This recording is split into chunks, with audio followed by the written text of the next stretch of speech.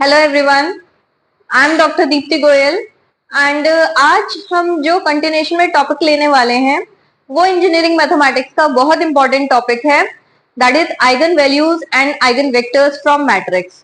क्योंकि ये एक थोड़ा सा लंबा टॉपिक है तो इसलिए यहाँ पे मैं सेपरेट वीडियोस बनाने वाली हूँ इस चीज के ऊपर कि आपको ये eigen values and eigen vectors कहाँ पर काम आते हैं, क्यों हम इन टॉपिक्स को पढ़ रहे हैं, इंजीनियरिंग से इसका क्या रेलेवेंस है। ठीक है, तो ये चीजें मैं अभी आगे आने वाले लेक्चर्स में कवर करूंगी। इस टॉपिक में फिलहाल मैं जो टॉपिक बात करने वाली हूँ वो eigen values and eigen vector कैसे निकालते हैं इसके ऊपर बात करने वाली हूँ। जो यहाँ पे क्वेश्चन आएगा वो सिंपली इस टाइप का आएगा कि एक मैट्रिक्स देकर के आपसे पूछा जाएगा कि आप इसके eigen values and eigen vector निकालिए। ठीक है, तो इस डायरेक्शन में हम इस लेक्चर के ऊपर बात करने वाले हैं। तो आपसे बोला है, जैसे आपसे क्या कहा जा रहा है, कोई अगर मैट्रिक्स ए है, ठीक है, पहले हम यहाँ पे आइगन वैल्यूज को समझते हैं। अगर कोई मैट्रिक्स ए है तो A minus lambda I is simply a characteristic matrix of matrix A. ठीक है, और जब हम उसकी डिटर्मिनेंट वैल्यू निकालते हैं तो ये कहलाता है कैरेक्टरिस्टिक पोलिनोमियल। ठीक, और अगर इसे हम इक्वेशन फॉर्मेट में लिखते हैं, डिटर्मिनेंट को इक्वेट कर दिया हमने जीरो से, ऑब्वियसली यहाँ से जब आप सॉल्व करोगे तो लेमडा में एक इक्वेशन निकल करके आएगी। कैसे निकल करके आएगी, जब हम क्वेश्चन डिस्कस करेंगे तो आपको समझ में आ जाएगा। लेमडा में एक इक्वेशन निकल करके आएगी जो उसी इक्वेशन को बोलते हैं हम characteristic equation of matrix A. ठीक है, उसी इक्वेशन का नाम है कैरेक्टरिस्टिक इक्वेशन ऑफ मैट्रिक्स ए। और जब आप इसके रूट्स निकालोगे, मतलब लेमडा की वैल्यूज निकालोगे, जो लेमडा की वैल्यूज निकल करके आएंगी उनको ही बोलते हैं हम कैरेक्टरिस्टिक रूट्स या eigen values of matrix A. ठीक है, वैल्यूज यहाँ पे कुछ प्रॉपर्टीज भी होती है आइगन वैल्यूज की, एक बार देख लेते हैं, क्योंकि इन प्रॉपर्टीज पे बेस्ड छोटे छोटे क्वेश्चंस आ जाते हैं। कई बार हम उनको पूरे बिना इन प्रॉपर्टीज को यूज करे अगर निकालने की कोशिश करें तो वो बहुत लेंथी जाएंगे या सॉल्व होंगे ही नहीं, और इन प्रॉपर्टीज की हेल्प से इजीली सॉल्व हो जाते हैं। तो बहुत इंपॉर्टेंट प्रॉपर्टीज है। First property, A and A transpose की आइगन वैल्यूज सेम होती हैं। जो हमारा मैट्रिक्स ए होता है और उसकी ए ट्रांसपोज आपको निकालना आता होगा कि रोज के एलिमेंट्स को हम कॉलम में प्लेस कर देते हैं। तो ए एंड ए ट्रांसपोज की जो आइगन वैल्यूज होती हैं वो सेम होती हैं। दूसरी property, sum of eigen values is equal to trace of matrix. जो आइगन वैल्यूज हमने निकाली है यहाँ से, है ना, आइगन वैल्यूज का सम जो होता है वो ट्रेस ऑफ मैट्रिक्स के बराबर होता है। ट्रेस क्या होता है, trace is the elements that are placed on diagonal in the matrix, है ना। तो जो डायगोनल एलिमेंट्स के मैट्रिक्स के डायगोनल एलिमेंट्स हैं उनको अगर हम सम कर दे तो वो ट्रेस के बराबर होता है।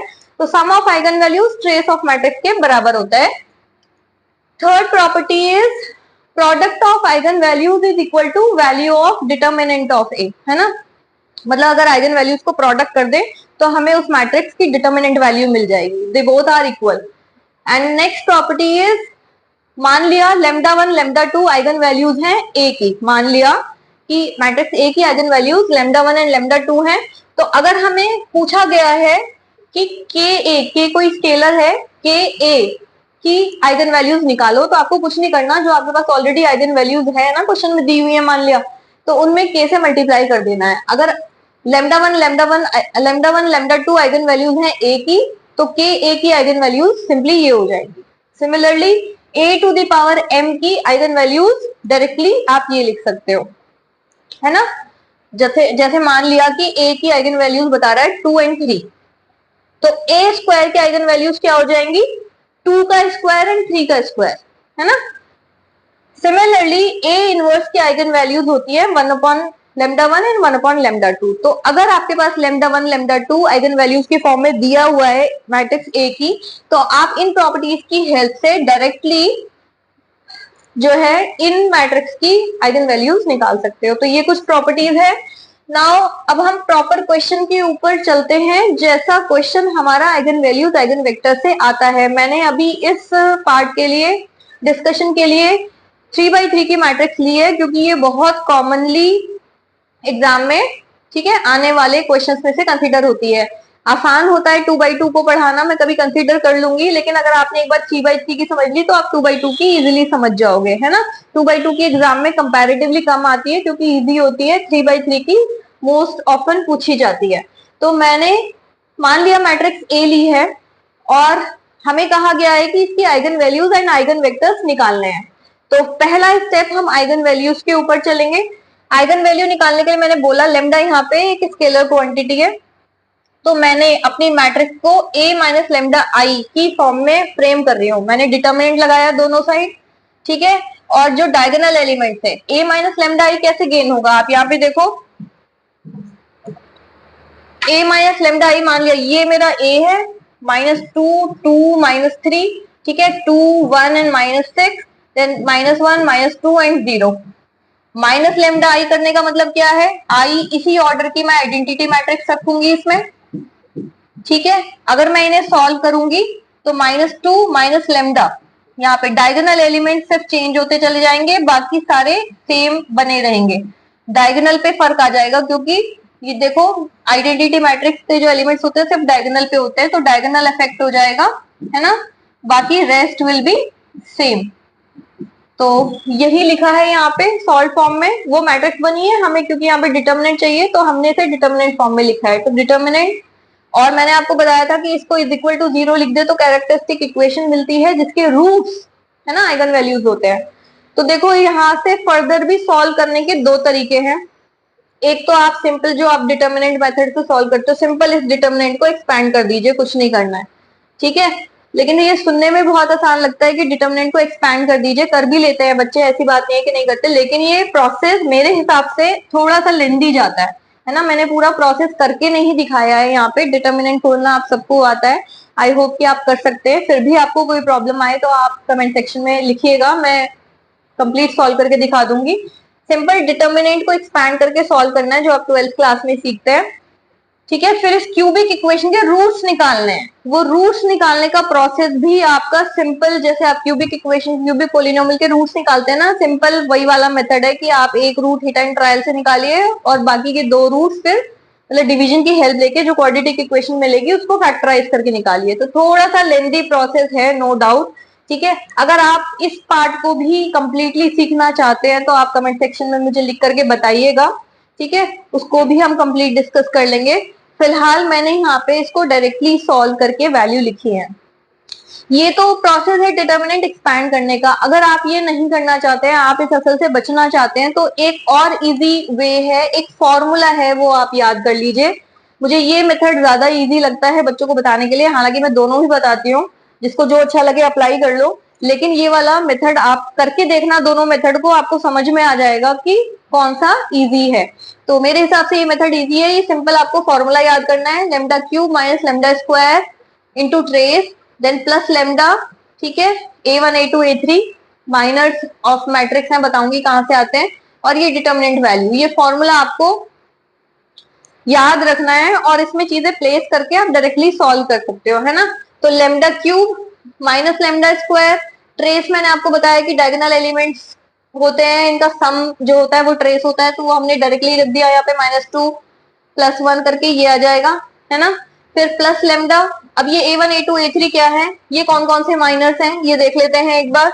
ये माइनर्स हैं, देखो, एक तो ये वाला माइनर, मतलब इसकी determinant value simple directly solve कर सकते हो आप माइंड में, -2 और -4 विल गिव -6, ठीक है। दूसरा है ये वाला माइनस, है ना, तो वो वैल्यू आ रही है -12। फिर तीसरा है जो ये कॉर्नर एलिमेंट्स है ना, कॉर्नर एलिमेंट्स, इनसे बना हुआ माइनर, मतलब इसकी सिर्फ कॉर्नर एलिमेंट्स को एक जगह रख करके वो उसकी डिटर्मिनेंट वैल्यू सॉल्व कर लीजिए, वो आएगा ये देखो, देखो 0 इंटू ये करोगे तो 0, और यहाँ पे ये -3 बनेगा जो ये इस फॉर्म में लिखा हुआ है। तो इस तरह से सॉल्व करना है और फिर फाइनली आपको यहाँ पे डिटर्मिनेंट वैल्यू ऑफ दिस लिखना है। अब ये मत सोचना कि मतलब डिटर्मिनेंट फिर सॉल्व करनी पड़ रही है, भाई इस डिटर्मिनेंट को सॉल्व करने में और सिंपल इस डिटर्मिनेंट को सॉल्व करने में फर्क है। यहाँ लेमडा अननोन वैल्यू आ रही है जो इक्वेशन को काफी कॉम्प्लिकेट बना देती है, ये सिंपल न्यूमेरिकल वैल्यू तो जो आराम से सॉल्व हो जाती है। तो इसका डिटर्मिनेंट जब सॉल्व करोगे तो it comes out to be 45, है ना। तो यहाँ से इक्वेशन फ्रेम करना, इक्वेशन अगर आपकी फ्रेम हो गई तो वो काम आपका ऑटोमेटिकली आधा हो जाता है ना। आप इससे सॉल्व करके देखना, आपको डिफरेंस पता चल जाएगा। तो जब आपने इक्वेशन फ्रेम कर ली, यहाँ से फर्दर सॉल्व करने का वही तरीका है, हिट एंड ट्रायल पहले अप्लाई करेंगे, है ना। अगर आपको लगता है कि हमें सीखना है तो मैं इस पर सेपरेट वीडियो एक और क्वेश्चन लेकर के बना दूंगी, बाकी ये पोलिनोमियल इक्वेशन आज की डेट में कैलकुलेटर यूज करना भी फ्री है, आप कैलकुलेटर से भी सॉल्व कर सकते हो, ठीक है। और वैसे कैलकुलेटर से मैं इसलिए एडवाइज नहीं करती क्योंकि कैलकुलेटर में कई बार कॉम्प्लेक्स रूट्स सही नहीं आते या इरेशनल वैल्यू सही नहीं आती, तो मैं एडवाइज करती हूँ कि आप इसको फैक्टराइज करना सीखें और उसके थ्रू ही सॉल्व करें, है ना। तो फर्दर चलते हैं अब आगे हम। तो अब आइगन वेक्टर्स, अब आइगन वैल्यूज मैं आपको बता चुकी हूँ। देखो जो आइगन वैल्यूज यहाँ से आई हैं वही इसका फैक्टर्स करके आएंगी, है ना। तो फर्दर चलते हैं हम अपने स्टेप पर। तो अब अगर हमें आइगन वेक्टर्स निकालने हैं बारी बारी से, हर आइगन वैल्यू के साथ एक आइगन वेक्टर एसोसिएटेड होता है। अभी मैं सिर्फ मैनुअल पार्ट के ऊपर बात कर रही हूँ, मतलब प्रॉब्लम कैसे सॉल्व करते हैं उसके ऊपर बात कर रही हूँ। तो मे बी आपके दिमाग में क्वेश्चन बना हुआ होगा कि क्या होता है ये आइगन वेक्टर एंड ऑल। इसको हम थोड़ा सा फर्दर आने वाली क्लासेस में और डिटेल में डिस्कस करेंगे कि एग्जैक्टली क्या बताता है आइगन वेक्टर, ठीक है। अभी हम सिर्फ मैथमेटिकल प्रॉब्लम के ऊपर बात कर रहे हैं, तो इसी पर फोकस कर रहे हैं। तो आइगन वेक्टर ये होता है, अगर हमें हर आइगन वैल्यू के साथ एक आइगन वेक्टर एसोसिएटेड होता है। अगर मुझे लैम्डा इज इक्वल टू -3 के साथ आइगन वेक्टर निकालना है तो वो आइगन वेक्टर ये है, ये निकल के आएगा, जो x1 निकल के आएगा वो मेरा आइगन वेक्टर होगा। फॉर्मूला ये है ना। अब इस फॉर्मूले को लिखते कैसे है, प्रेजेंट कैसे करते हैं, कुछ नहीं करना है। यहाँ देखो जो ये आपको फॉर्मूला बताया था ना, इस वाले फॉर्मूले में लेमडा की जगह पर पहला आइगन वेक्टर अपना -3 प्लेस कर दीजिए, है ना, और इस डिटर्मिनेंट की जगह मैट्रिक्स लिख दीजिए। तो वही करा है यहाँ पे, a + 3i बन रहा है क्योंकि -3 लिखोगे ना इसकी जगह पर तो ये प्लस का 3 फॉर्म में जाएगा जो कि रिजल्टेंट वैल्यू 1 देगा। इसी तरह से यहाँ पे -3 लिखोगे तो ये 4 देगा। तो वही एलिमेंट्स लिखे हुए हैं, ठीक है। तो ये बना, इसके साथ x1 ये इस फॉर्म में लिखा हमने, और जीरो मैट्रिक्स है, ये खाली जीरो नहीं है। जब आप मैट्रिक्स फॉर्म में इक्वेशन बना रहे हो तो obviously it will not be a zero, it will be a zero matrix, है ना, ऐसे लिखा जाएगा। अब इसे सॉल्व करते हैं। सॉल्व करके x1, ये वाला जो हमारा x1 है, ये निकाल के जब हम लेकर के आएंगे वो हमारा पहला आइगन वेक्टर होगा। तो अब निकालते कैसे, अगर इसे ऐसे ही सॉल्व करने लग जाओगे तो ये काफी कॉम्प्लिकेट पड़ेगा, है ना, वैल्यू निकल के नहीं आएंगी x1 x2 x3 की। तो इसको सॉल्व करने के लिए थोड़ा सा इजियर फॉर्म ऑफ हम इसमें फिर से ERT लगा करके इसको थोड़ा सा रिड्यूस कर लेते हैं, है ना। ERT लगा के इसको थोड़ा रिड्यूस कर लेंगे ट्रायंगुलर फॉर्म में, उसके बाद हम एक्सपैंड कर देंगे अपनी इक्वेशन। तो रिड्यूस करने के लिए हम वही प्रोसेस यूज करेंगे जो मैंने रैंक ऑफ मैट्रिक्स में आपको ऑलरेडी सिखाया है। अगर आपने रैंक ऑफ मैट्रिक्स का चैप्टर या वीडियो नहीं देखा है जो मैंने इससे पहले बनाया है, पहले आप उसको देख लीजिए, आपको समझ में आ जाएगा ERT के रूल्स क्या होते हैं। सबसे पहले मैं इसकी हेल्प से इसको 0 बनाने वाली हूँ। ये ऑलरेडी 1 है, 1 नहीं होता तो मैं पहले इस प्लेस पर 1 बनाती। तो अभी मैं क्या करने वाली हूँ, R2 -2 times of R1 and R3 + R1, ठीक है। तो ऐसा करके आप, जरूरी नहीं है कि अभी हर जगह इसको लिखें, इसको हम बाद में यूज कर लेंगे, पहले इसको रिड्यूस कर लीजिए। 1 2 -3, यहाँ पर 0 0 बन जाएगा। 2 टाइम्स सब्ट्रैक्ट करें तो यहाँ 0 बनेगा, यहाँ पर भी 0 बनेगा, है ना। इसमें ऐड कर रहे हैं तो यहाँ पर 0 बनेगा, इसमें ऐड करें तो यहाँ पर 0 बनेगा। हर बार आपकी जो मैट्रिक्स होती है वो अलग अलग तरीके से बन सकती है। फिलहाल यहाँ पे ऐसी बनी है, तो जैसी बनी है उसी को लेकर के आगे प्रोसीड करना है। यहाँ पे हमें ऐसी मैट्रिक्स मिली है। तो अगर मैट्रिक्स आपकी ऐसी मिलती है, देखो बाकी की 2 रो पूरी 0 ही हो गई, तो 0 हो गई तो 0 को तो जबरदस्ती हम कुछ और बना नहीं सकते हैं। तो सिंपली हमारे पास सिर्फ ये एक रो बची है जिसकी हेल्प से हम बाकी अपने रूट्स निकालने वाले हैं। तो ये इक्वेशन जो मुझे मिली है यहाँ पे वो इस टाइप की मिल रही है ना। x2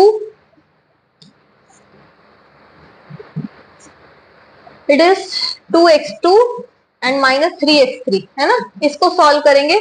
यहाँ पर जब हमें एक इक्वेशन से 3 वैल्यू सॉल्व करनी है ना, तो हमें इंडिपेंडेंट या यूनिक वैल्यू नहीं मिल सकती। ये रूल होता है इक्वेशंस का कि अगर 2 वैल्यू सॉल्व करनी है तो हमें 2 इक्वेशन चाहिए, अगर 3 वैल्यू सॉल्व करनी है तो 3 इक्वेशन चाहिए। अगर ऐसा नहीं हो रहा है तो हम यूनिक रिजल्ट नहीं निकाल सकते, डिपेंडेंट रिजल्ट निकालते हैं। मतलब यहाँ पे आपको x3 कुछ अज्यूम करना पड़ेगा, let it be something k1। x2 को भी अज्यूम करना पड़ेगा, लेट इट बी k2, है ना।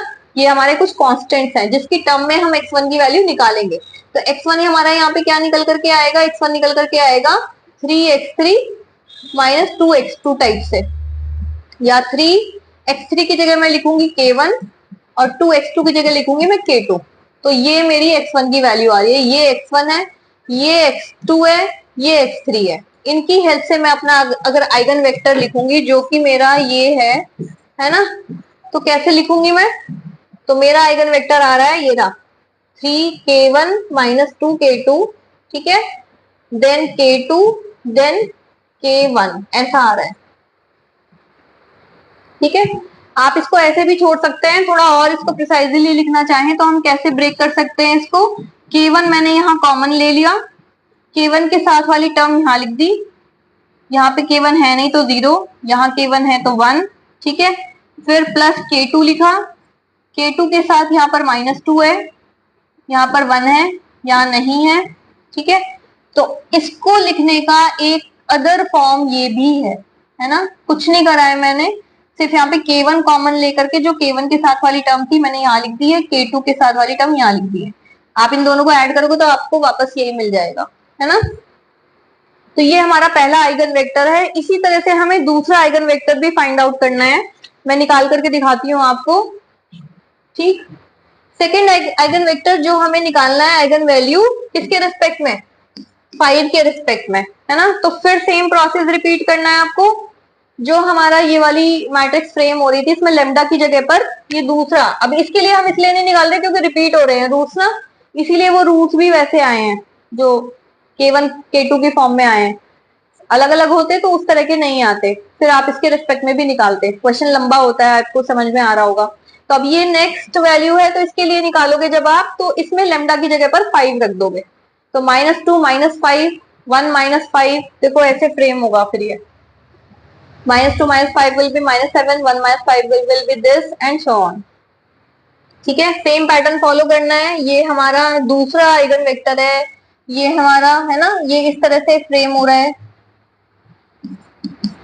ठीक है। ये सेकेंड आइगन वेक्टर है जिसको हमने ऐसे लिखा है, यहाँ से हमें अपना दूसरा वेक्टर x2 निकालना है। सेम पैटर्न फॉलो करना है, मैंने आपको बताया इसको रिड्यूस कर लीजिए अगर आपको थोड़ा आसान करना है तो, इसे बिना इसके नहीं हो पाएगा। R1 को मैं R3 से इंटरचेंज कर रही हूँ, साथ में इनके साइन भी चेंज कर रही हूँ, R1 को मैं -R3 से इंटरचेंज कर रही हूँ, ऐसा कर लेते हैं, है ना। मैंने R3 में माइनस से मल्टीप्लाई कर दी और फिर इंटरचेंज कर दिया है। अभी मैं इसको लिखना स्किप कर रही हूँ, मैं बाद में इसको यूज करूंगी जब मैं इसको सॉल्व कर लूंगी, ठीक है। तो यहाँ पे फिर वही एक्लन फॉर्म अप्लाई करते हैं, ERT रूल्स। जिसको भी ये चीज समझ में नहीं आ रही है, आई विल रिक्वेस्ट यू कि आप जाकर के पहले रैंक वाला वीडियो देख लीजिए, ठीक है। तो R2 minus 2R1 R3 plus 7R1, ठीक है। अप्लाई करते हैं, यहाँ पे तो 0 ही बन जाएगा। This minus 2R1 it will be -8, this -2 तो माइनस का 16, दिस प्लस 7R1, है ना, ये कराया हमने, R3 plus 7R1, this plus 7R1, तो 16 आएगा यहाँ पे, और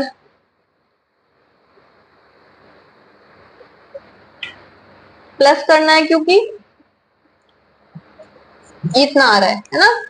फर्दर सॉल्व करते हैं, देखो अगर इसे अभी आप फर्दर सॉल्व कर सकते हो, एक्लन फॉर्म वही प्रोसेस अप्लाई कर रहे हैं। यहाँ पे मुझे ये दोनों मल्टीपल दिखाई दे रही हैं, तो मैं क्या कर रही हूँ, मैं थोड़ा सिंप्लीफाई कर सकती हूँ। R2 को मैंने डिवाइड कर दिया -8 से, R3 को डिवाइड कर दिया 16 से, जिससे आपको ये थोड़ा सा आसान दिखाई दे। ये स्टेप आप स्किप भी कर सकते हैं, लेकिन ये मैंने इसलिए किया है कि आपको थोड़ी सी इक्वेशन और विजिबल क्लियरली हो जाए, ठीक है।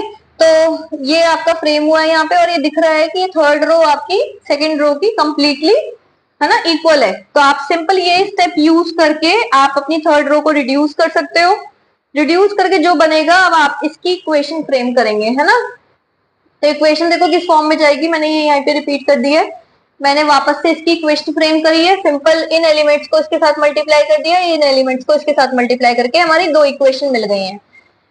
इन इक्वेशन को फ्रेम करने के बाद अगेन वही कॉन्सेप्ट यूज होता है कि आपकी इक्वेशन 2 है लेकिन वेरिएबल 3 है ना। इक्वेशन 2 है तो यूनिक रिजल्ट तो आएंगे नहीं, ऐसे में फिर वही x3 को आप अज्यूम करते हो समथिंग k1, x2 का result in the terms of k1 निकालते हो, फिर इन दोनों वैल्यूज को आप इक्वेशन नंबर 1 में प्लेस करके x1 का रिजल्ट निकालोगे।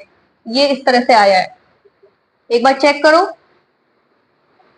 ओके, तो ये निकालने के बाद ओके, ये जब सारी वैल्यूज निकल गई, इन सब वैल्यूज को हमारा जो वेक्टर था x2, उसमें हमने देखो x1 की वैल्यू ये रही, x2 की वैल्यू ये रही, और x3 हमने अज्यूम करा था, ये लिख दिया एज इट इज। यहाँ से आप k1 को कॉमन निकाल सकते हो, और जो ये वेक्टर मिलेगा ये आपका पूरा सेकेंड वेक्टर है, आइगन वेक्टर है ना।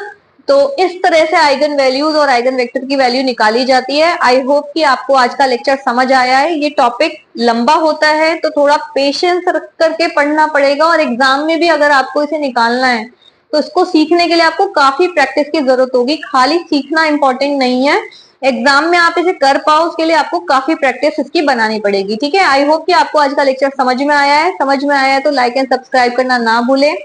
ठीक है, कमेंट सेक्शन में लिख करके बताएं आप नेक्स्ट वीडियो किस पर देखना चाहते हैं। Thank you everyone, bye bye for today.